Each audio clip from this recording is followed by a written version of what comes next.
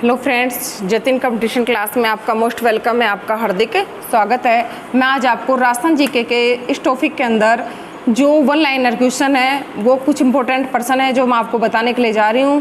Friends, video को ध्यान से देखना और यदि आपको मेरा ये वीडियो पसंद आता है तो इसे अपने मित्रों के पास शेयर करना और अब वीडियो को आपको पूरा अवश्य देखना है, तभी आपको ये टॉपिक अच्छे से समझ में आएगा, अन्यथा जो हमने पीछे पढ़ा है वो भी हम सारा भूल जाएंगे।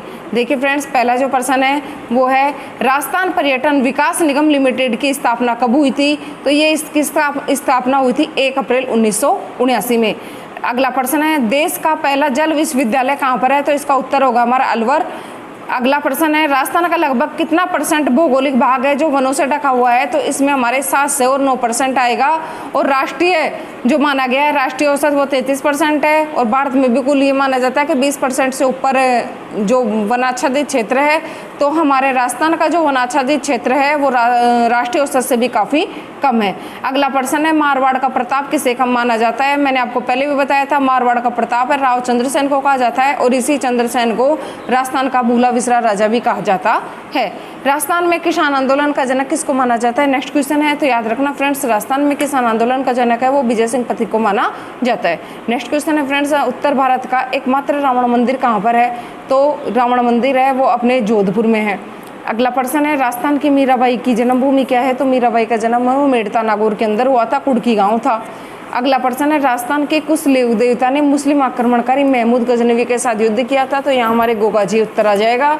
अगला क्वेश्चन है ढोल नृत्य किस क्षेत्र में किया जाता है? तो जालोर आएगा। और याद ये ढोल नृत्य है वो जालोर क्षेत्र का प्रसिद्ध है।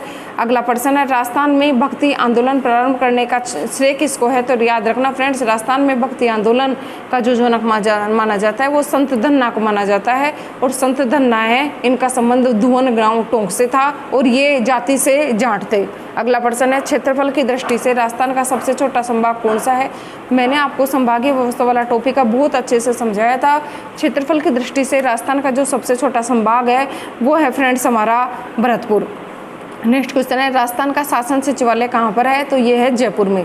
क्षेत्रफल की दृष्टि से राजस्थान का सबसे बड़ा जिला है जैसलमेर और मैंने आपको बता दिया था कि जो सबसे छोटा जिला था वो था धौलपुर। अगला प्रश्न है देश का पहला होम्योपैथी विश्वविद्यालय?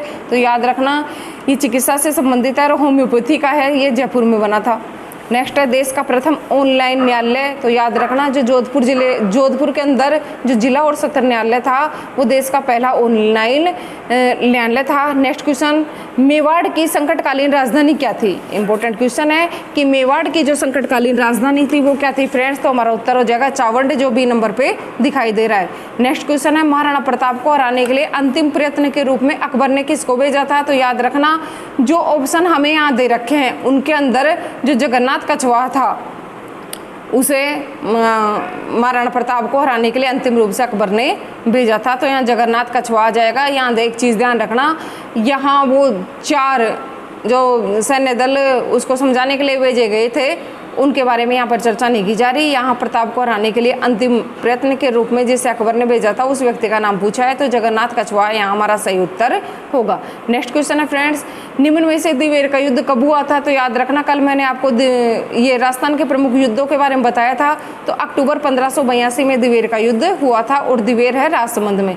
नेक्स्ट है स्वतंत्रता सेनानी प्रताप सिंह बाराहट की जन्मस्थली कहाँ पर है? तो याद रखना ये जो बाराहट परिवार था ये शाहपुरा भीलवाड़ा से संबंधित था, तो यहाँ प्रताप सिंह बाराहट का भी शाहपुरा भीलवाड़ा ही सही उत्तर होगा। नेक्स्ट क्वेश्चन है प्रताप की सेना के हरावल का नेतृत्व किसने किया था? याद रखना फ्रेंड्स, हरावल आगे वाला हिस्सा होता है जिसका नेतृत्व करने वाले थे हकीम सूर पठान।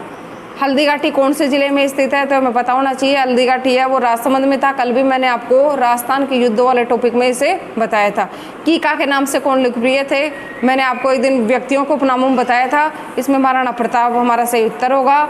अगला प्रश्न है बीकानेर प्रजामंडल की स्थापना कब हुई थी? तो याद रखना प्रजामंडल वाला टॉपिक है वो भी हमारे रीट में एक इंपॉर्टेंट टॉपिक है, तो बीकानेर प्रजामंडल की स्थापना 1936 में की गई थी। नेक्स्ट क्वेश्चन है मेवाड़ प्रजामंडल का पहला अध्यक्ष कौन था? याद रखना 1938 में मेवाड़ प्रजामंडल की स्थापना हुई थी और मेवाड़ प्रजामंडल का जो पहला अध्यक्ष था वो था friends Balwant Singh.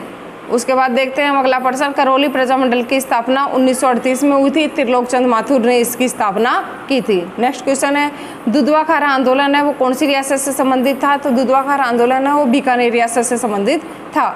Next question है रूपाजी और करपाजी किसान आंदोलन का संबंध किस आंदोलन से है? तो ध्यान रखना है बेंगू। रूपाजी और करपाजी का संबंध बेंगू से है और इनकी जांच के लिए ट्रेंच आयोग का गठन किया गया था। नेक्स्ट है अमर शहीद नानक जी भील का संबंध कौन से स्थान से था? तो बूंदी हमें यहाँ याद करना है। निमड़ा हत्याकांड किस आंदोलन से संबंधित था? इसे हमें एक ही आंदोलन करना है और एक ही आंदोलन का जो जनक था वो मोतीलाल तेजावत था। आएगी अगला प्रश्न हमारा ये मोतीलाल तेजावत द्वारा एक ही आंदोलन की शुरुआत है मातृकुंडिया राशमी गांव चित्तौड़गढ़ से की गई थी। सुअरों की समस्या के निवारण हेतु प्रारंभ किया गया आंदोलन कौन सा था? वो था अलवर किसान आंदोलन जो 1923 में हुआ था। किस महिला ने किसान आंदोलन का नेतृत्व किया था? तो ये किशोरी देवी है और याद रखना शेखावटी क्षेत्र में इस महिला ने किसान आंदोलन का नेतृत्व किया था। अगला प्रश्न है निम्न में से समसभा की स्थापना किसने की थी? याद रखना समसभा की स्थापना 1883 में की थी गुरु गोविंद गिरी ने। इसका जो पहला अधिवेशन हुआ था वो 1903 में हुआ था। अगला प्रश्न है राजस्थान के किस क्षेत्र ने किसान आंदोलन प्रारंभ करने की पहल की थी? तो इसमें हमारा मेवाड़ आ जाएगा क्योंकि पहला किसान आंदोलन था वो बिजोलिया में हुआ था। 1897 में हुआ और 1941 तक चला। अगला प्रश्न है निम्न में से मोतीलाल तेजावत का संबंध किस आंदोलन से था? तो हम पहले भी इस क्वेश्चन को पढ़ चुके हैं, इसमें एक ही किसान आंदोलन आएगा। नेक्स्ट क्वेश्चन आज़ादी के पहले राजस्थान का क्षेत्र क्या कहलाता था? हमारा सही उत्तर हो जाएगा राजपूताना। और राजपूताना जो नाम देने वाले व्यक्ति थे वो थे हमारे जॉर्ज थॉमस। उन्होंने 1800 ईस्वी में इस क्षेत्र को राजपूताना नाम दिया। नेक्स्ट क्वेश्चन है राजस्थान के इतिहास के प्रणेता किसको कहा जाता है? तो वेरी मोस्ट इंपोर्टेंट क्वेश्चन है कि राजस्थान के इतिहास का पिता किसको कहेंगे? यहाँ हमारा उत्तर होगा कर्नल जेम्स टोड। नेक्स्ट है राजस्थान में पाई जाने वाली ताम्र पाषाण संस्कृति है। तो हमारा जो सही उत्तर होगा यहाँ आहड़ और कालीबंगा संस्कृति अर्थात ए और बी दोनों सी नंबर का ऑप्शन सही है। नेक्स्ट राजस्थान का वो स्थल जो हड़प्पा को तांबे की वस्तुओं की आपूर्ति करता था वो है गणेश्वर, क्योंकि जो ताम्रयुगीन सभ्यताओं की जननी है वो गणेश्वर को कहा जाता है। यहाँ तांबे की वस्तुएं बहुत अधिक मात्रा में बनती थी और वहाँ से वो हड़प्पा को निर्यात किया करता था। नेक्स्ट क्वेश्चन है फ्रेंड्स राजपूताना शब्द का पहला प्रयोगकर्ता कौन था? मैंने आपको अभी भी बताया था, यहाँ ये जॉर्ज थॉमस आएगा जिसमें जॉर्ज तोमर लिखा हुआ है, option number C. Next question है राजस्थान के किस स्थल से कुंड या हल रेखा के अवशेष मिले हैं? तो याद रखना फ्रेंड्स जो हल के अवशेष हैं, जुते हुए खेत के अवशेष हैं और जो अग्निकुंड के अवशेष मिले हैं वो राजस्थान में अपने कालीबंगा से मिले हैं। ये क्वेश्चन भी काफ़ी इंपॉर्टेंट है। नेक्स्ट है राजस्थान से प्राप्त अशोक का भाबरू बैराट लघुवस्तु ललित किससे संबंधित है? याद रखना ये पुरोहित वर्ग से संबंधित था। अगला क्वेश्चन है राजस्थान स्थित मत्स्य देश का एक राजा जो महाभारत युद्ध में युधिष्ठिर की ओर से लड़ा था और वीर गति को प्राप्त हुआ था। तो याद रखना फ्रेंड्स वो विराट नगर का राजा था विराट। अगला प्रश्न है राजस्थान के अधिकांश भूभाग पर गुप्त वंश का आधिपत्य स्थापित करने वाला गुप्त शासक कौन था? तो इसमें हमारा चंद्रगुप्त सेकंड उत्तर हो जाएगा। अगला प्रश्न है राजस्थान का वो स्थल जो पशुपालन का प्राचीनतम साक्ष्य प्रस्तुत करता है? तो वो बागोर आ जाएगा और बागोर है हमारे भीलवाड़ा में। और इसी के साथ है हमारे टॉपिक समाप्त हुआ है। आपने मेरे वीडियो को एंड तक देखा इसके लिए आपका बहुत बहुत धन्यवाद। और यदि आपने अभी तक इस चैनल को सब्सक्राइब नहीं किया है तो प्लीज़ सबसे पहले इसे सब्सक्राइब करिए और अपने ज़्यादा से ज़्यादा मित्रों के पास शेयर करिए। Thank you very much.